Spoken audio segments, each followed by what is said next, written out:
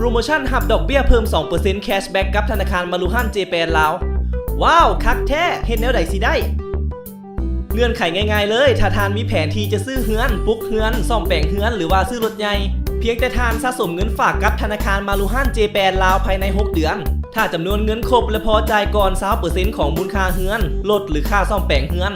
นอกจากจะได้หับดอกเบี้ยตามปกติแล้วท่านยังจะได้หับทันทีดอกเบี้ยแคชแบ็กเพิ่มอีก 2% ของจำนวนเงินในการจ่ายเงินดาวถ้าหากท่านสมัครขอกู้ยืมเงินจากธนาคารมารุฮั่นเจแปนลาวเพื่อซื้อเฮือนปลุกเฮือนซื้อรถหรือว่าซ่อมแปลงเฮือนทางธนาคารของพวกเขาจะพิจารณาให้ได้ไวเป็นพิเศษโปรโมชั่นดีๆแบบนี้สำหรับลูกค้าของธนาคารมารุฮั่นเจแปนลาวเท่านั้นว้าวฮู้แบบนี้ซักซ่าบ่ได้แล้วอย่าลืมบอกต่อกันเด้อติดต่อสอบถามข้อมูลเพิ่มเติมได้ที่ธนาคารมารุฮั่นเจแปนลาวจำกัดสาขานครหลวงเวียงจันทร์หลวงพระบางและจำปาสัก